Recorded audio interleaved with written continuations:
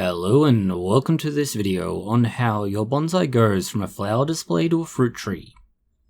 A flowering bonsai is often a very stunning display at bonsai exhibitions. Many choose to use a species with long-lasting flowers during an exhibition, for example an azalea. Some might try to use something like a crabapple, cherry or other fruiting tree, but these have a much shorter flowering period. You do however get a fruit display afterwards. How do you go from a bare tree to a tree laden with apples, cherries, plums and more is somewhat complicated. The first thing your tree needs is to set flowers. Flowers will appear in different places, but for fruit trees the most common will be the same areas from which leaves will bud initially. As the branch grows out, you may see new flowers appearing on that same new growth. In these same areas the leaves are appearing. Other species may only grow on last year's growth, so you need to be wary of that when looking at pruning, having just enough of the previous year's weed growth on the tree that you get flowers, whilst not affecting the new growth or overall style. The flowers will eventually burst open, normally during spring. This is done after a period of dormancy. You need to note that having too much nitrogen in the soil will cause these flowers not to appear, as your tree will instead put on much more leaf growth and very little flower set. Once you have flowers and they start appearing, they will need to be pollinated, and the pollination itself is fairly straightforward. It's either going to rely on wind blowing pollen from flower to flower, humans going by hand, insects such as bees picking it up and travelling from flower to flower, and more. They will need to take pollen from the various parts of the flowers, and that will then go to another flower where you get cross-pollination. Some trees can get away without having to be cross-pollinated. They are self-pollinators. These, however, are more an exception rather than a rule. Even though most flowers are not self-pollinating, they do tend to carry both male and female sex features in the same flower. There is a part of the flower called the style. This is basically a tall tube. That tube leads down to a base which is round and is basically an ovary. That ovary is basically where the pollen will be delivered to. The pollen is going to come from the male part of the flower called the stamen, and it's basically a tall filament covered by pollen. When the pollen's picked up there, it gets carried to the tube, and that leads to fertilization. Once the flower has been fertilized, it should begin to drop the petals, so this will be your first indication that fertilization has occurred. While the flowers are disappearing, the ovary will start to enlarge and ripen.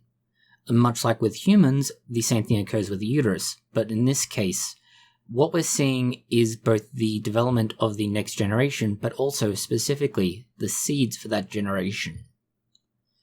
The development of fruit is not quite so simple as you might think at first. There are a lot of things going on. The biggest factor you need to be worried about is going to be weather.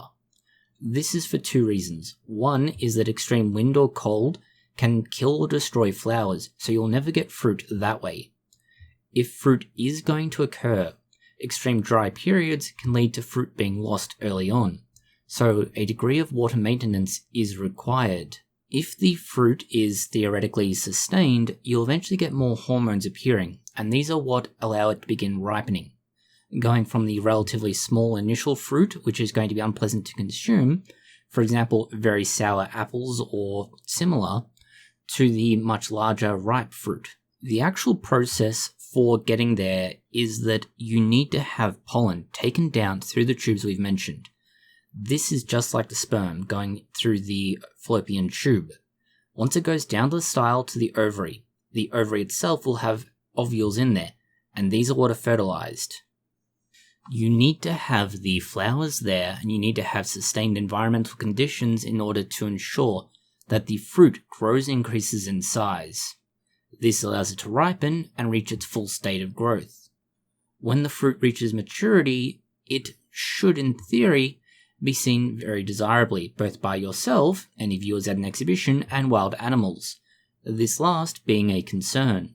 If you're looking at trying to have a fruiting bonsai for an exhibition, you should take extra care to place it in a location where it's protected from not just the elements, but from wildlife.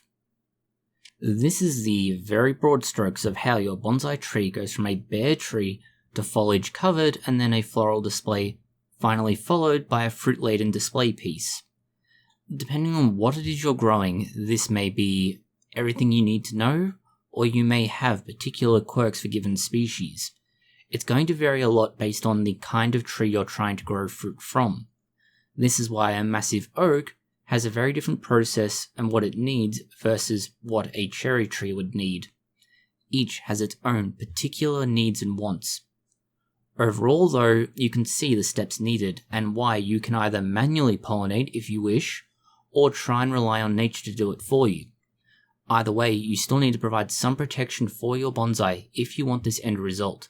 You also need to ensure that you maintain the proper levels of water and fertilization. If not, you may not get flowers in the first place, or you may not sustain the fruit. Thank you for watching this video. If you have found it interesting, consider liking, sharing, and subscribing. Please post any comments, questions, or suggestions you have below.